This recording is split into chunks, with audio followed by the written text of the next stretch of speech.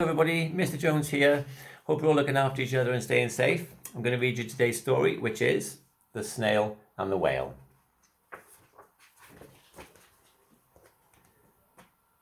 This is the tale of a tiny snail and a large green-blue humpback whale. This is the rock as black as soot, and this is the snail with the itchy foot. The sea snail slithered all over the rock and gazed at the sea and the ships in the dock. And as she gazed, she sniffed and sighed, "The sea is deep and the world is wide. How I long to sail," said the tiny snail. These are the other snails in the flock, who all stuck tight to the smooth black rock, and said to the snail with the itchy foot, "Be quiet, don't wriggle, sit still, stay put." But the tiny sea snail sighed and sniffed, then cried, "I've got it, I'll hitch a lift." This is the trail of the tiny snail, a silvery trail that looped and curled and said, "Lift wanted around the world."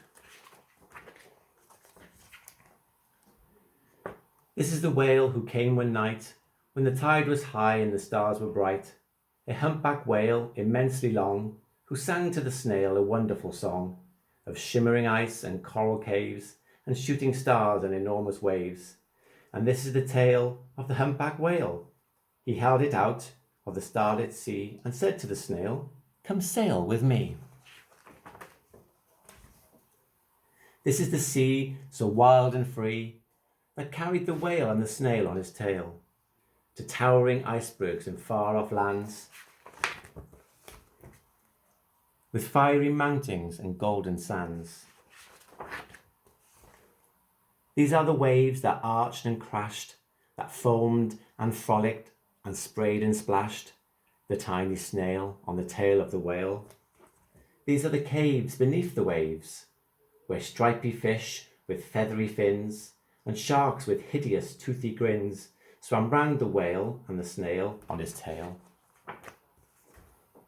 This is the sky so vast and high, sometimes sunny and blue and warm, sometimes filled with a thunderstorm, with zigzag lightning flashing and frightening the tiny snail on the tail of the whale. And as she gazed at the sky, the sea, the land, the waves and the caves on the golden sand, she gazed and gazed, amazed by it all, and she said to the whale, "I feel so small." But then came the day the whale lost his way. These are the speedboats running a race, zigging and zooming all over the place, upsetting the whale with their ear-splitting roar, making him swim too close to the shore. This is the tide slipping away, and this is the whale lying beached in the bay. "Quick off the sand, back to the sea," cried the snail. "I can't move on land, I'm too big," moaned the whale. The snail felt helpless and terribly small. Then, "I've got it," she cried, and started to crawl. "I must not fail," said the tiny snail. This is the bell on the school in the bay, ringing the children in from their play. This is the teacher holding her chalk, telling the class, "Sit straight, don't talk." This is the board as black as soot, and this is the snail with the itchy foot. A snail, the teacher turns pale. "Look," say the children, "it's leaving a trail." This is the trail of the tiny snail, a silvery trail saying, "Save the whale."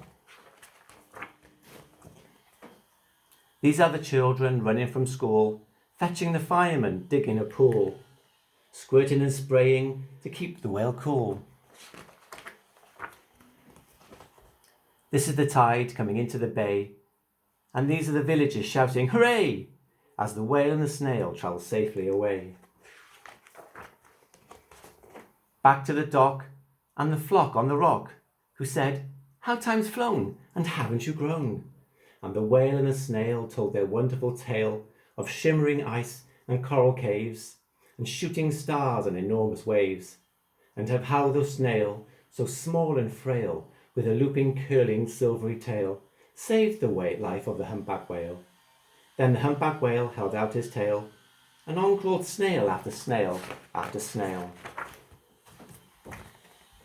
And they all sang to the sea as they all set sail on the tail of the grey-blue humpbacked whale. The end.